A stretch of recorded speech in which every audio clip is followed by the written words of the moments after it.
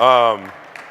Thank you for having me, Classy. And we'll get right into it. Here is the new face of urban TB control. It's actually Oprah the rat, which, yes, it's a bit of a shameless marketing ploy, but that is that rat right there is making a huge difference right now in detecting TB. And just a bit of a backstory. Let's roll it back and talk about TB itself. It's now the most deadly infectious disease in the world. 13 million cases a year with 2 million deaths. It's really a disease of poverty, meaning that it thrives in crowded workplaces and dwellings in lower income countries, particularly in Africa and Asia. And the current detection method, the current status quo for detecting TB is failing. In the cities, it's standard microscopy, which is in every local clinic, and it only detects about 50% of the actual cases that are presented there. So many people go home sick and spread the disease even though they have it, and some die. And of course, there is new technologies coming out, one of which is a GenExpert machine, which is a new DNA-based technology that the WHO just endorsed, but it's very expensive and practically unaffordable to scale widely to really get at this detection problem. So how does Oprah help? Well, she is much faster and more accurate than a microscope. She's cheaper and faster than DNA tests. And she's literally, yes, 50 times faster than any other TB test in existence. So it has been in practice now for 7 years, and we've had a 45% increase in case detection in the areas where we work, which is Maputo, Mozambique, and Dar es Salaam, Tanzania. And before I move on, I'm sure a lot of you are thinking, I mean, how did anyone ever think of this idea? This is totally nuts. Well, first of all, a rat is a lot like a dog. It has a very, very powerful sense of smell.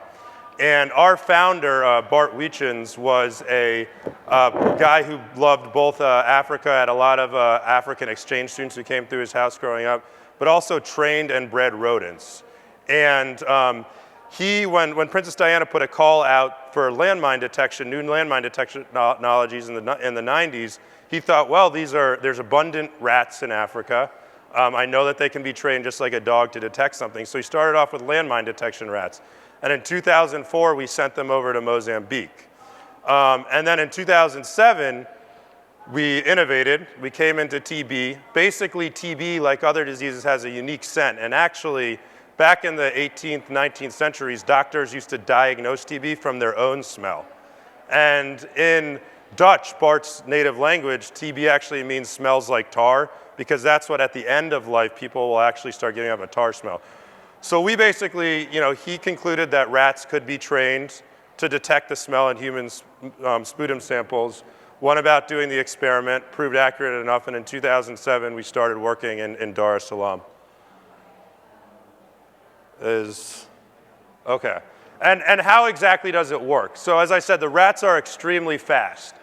And right now in Dar es Salaam and Maputo, we're partnered up with the majority of the clinics in each city. And as I said, at their clinics, they do standard microscopy, which misses about 50% of the cases.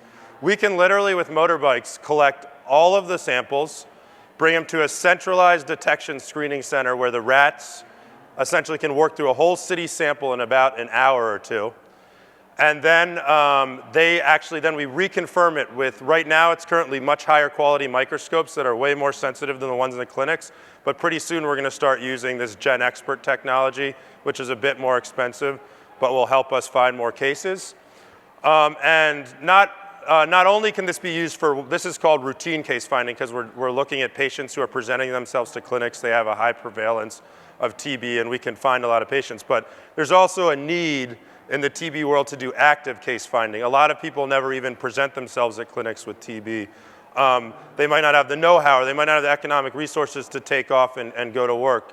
And a lot of people say that work in factories or are living in crowded dorms and schools, they often have respiratory conditions, so they might not even think that they need to go to the hospital before it's too late. So in order to do active case finding, you need a very cheap but accurate initial screen. And we think our rats have the ability to do that. It's something that we're experimenting now with USAID's DIV program, but that should allow us to have a lot more impact going forward. And I'm going to play a video now, which will give you a bit better sense of the process.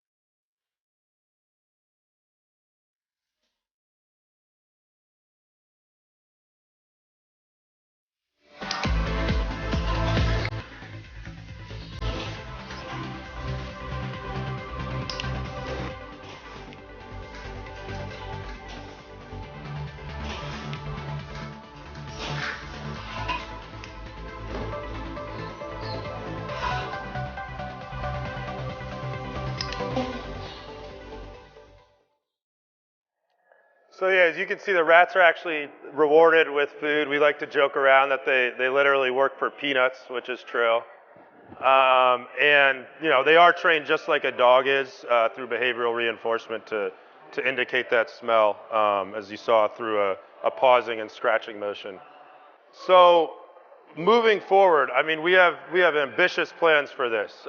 We've already to date screened over 180,000 people and found an additional 10,000 cases, which through WHO statistical modeling has probably stopped an additional 50 to 100,000 cases. We hope to actually screen 3 million people and identify 200,000 additional patients by 2026. And you guys might be thinking, well, that'll take a lot of money, and that's correct. We're currently partnering up with large USAID TB grantees that we can sub-grantee to. We're also doing a lot of research to hopefully help convince the WHO to endorse us for routine and active case finding in megacities.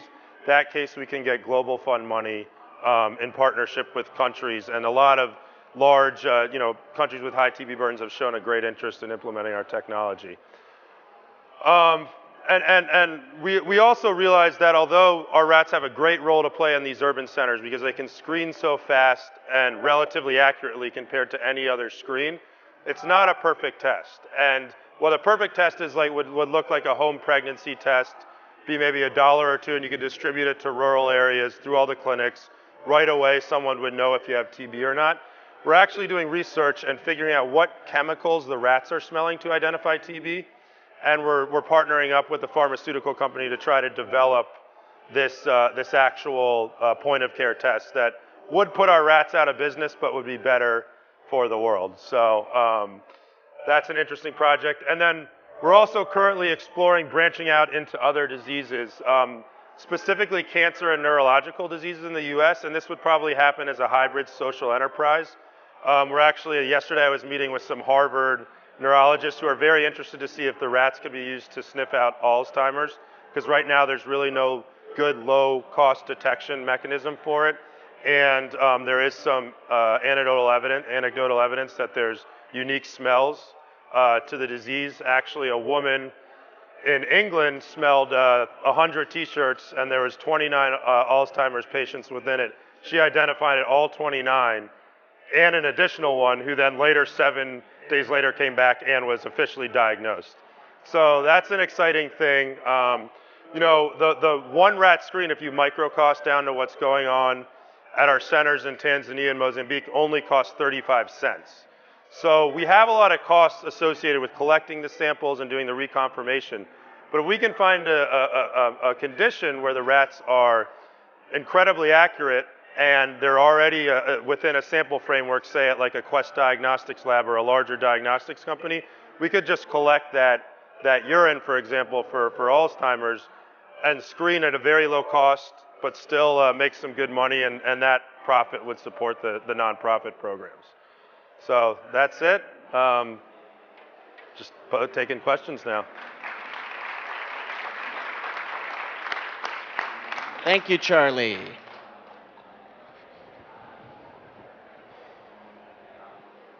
Hi. So I was wondering about the last point about branching out to other diseases Sure. and how you guys would work with other institutes. How would you see you guys working with research, medical research organizations to understand how disease spread or anything like that? Sorry, can you repeat the last thing you said? Just how would you work with medical research institutes, or do you see yourselves partnering with medical research on all So this? yes, absolutely. The plan right now is to, there's the foremost rat training guru in the world, works at Western Michigan University, and he's someone who's advised APOPO for a long time. And the hope is that we could have a bit of a research center at Western Michigan, partner up with groups like Harvard's neurology department to do Alzheimer's, partner up with cancer research institutes to do cancer.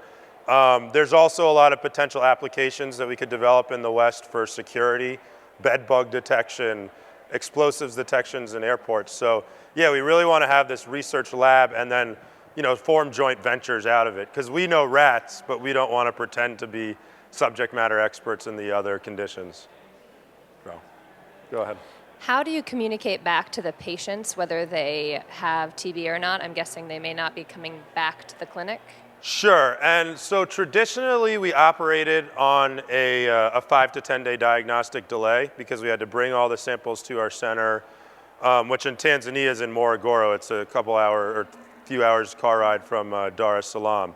And we would just relay the information back through paper records and text messages to the clinics, and they were responsible for finding patients. And we partnered up with a CBO who would take down their numbers and track them. And in Tanzania, it actually worked quite well. We're right now getting about 70, 80%. But in Mozambique and in Tanzania soon, we're transitioning to same-day diagnosis. So literally, because the rats are so fast, if we have our staff work late into the night, we can produce the results so that they're delivered at the exact same time that the results that the clinics are delivered, so within the regular patient flow. So there should be no loss to our diagnostic delay. There should be no diagnostic delay, so no loss to the patients at all. And we're also teaming up now with Operation ASHA, which I don't know if anyone's heard, but they help with patient treatment adherence through fingerprint technology. Because of course, you can find patients, then you got to put them on medicine, but then they actually have to finish their medicine treatment. And all of that is a challenge in sub-Saharan Africa. And we're trying to make as many partnerships as we can to make sure that our diagnostic expertise leads to eventual life-saving impact.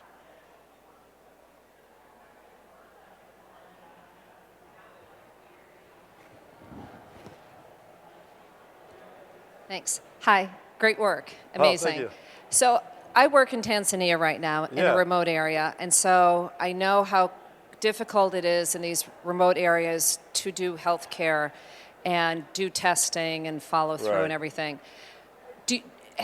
Have you experimented at all, or will it work to have the rats travel out to places that are harder to reach? Yeah, it's a bit of an internal debate right now. I think that we could potentially set up mobile clinics, and we'd have to go to an area where people conglomerate because the rats thrive off volume. Their speed is why they really add value. And if we were just going to rural areas, it wouldn't make a lot of economic sense. But potentially at village markets, we could screen whole rural areas. But it will remain and be focused as an urban tool because that's where there's tons of TB, lots of it remains undiagnosed, and where you can really take advantage of the rat's value. So.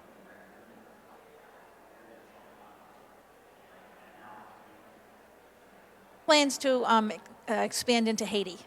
Into Haiti. We actually did talk with one NGO last year about moving into Haiti. I think it would potentially work quite well in Port-au-Prince, but it really is all about, a couple of main factors. Number one is population, and then the TB incidence, because the more people that are going to the hospitals and the more people that actually have TB that need to get screened, the more value we can add. So we are open to going to Haiti. Our main focuses, though, are sub-Saharan Africa and getting into Bangladesh. And India would be the real sweet spot for us because they have tons of mega cities with big TB problems. But working there, particularly diagnostics, is extremely challenging. You have to go through all the same approval processes and scientific research you've already done and redo it. So it's not logistically super easy.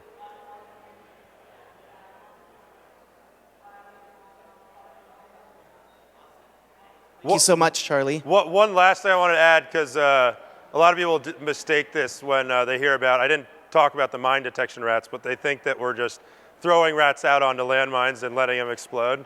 But I did just want to let the audience know we take animal welfare very seriously at APOPO. Rats are way too light to explode from landmines, and we actually disinfect all of the samples. They still go off the smell, so they're so detectable. But that means the rats can't get infected. But there's also never been a case in human history where a rat has been diagnosed with TB. So, you know, we have a hero rat adoption program. Most of our supporters are rat lovers, and I just wanted, and in case anyone thought we were killing rats, for them to know that. Thank you. Thank you. Oh, thank you.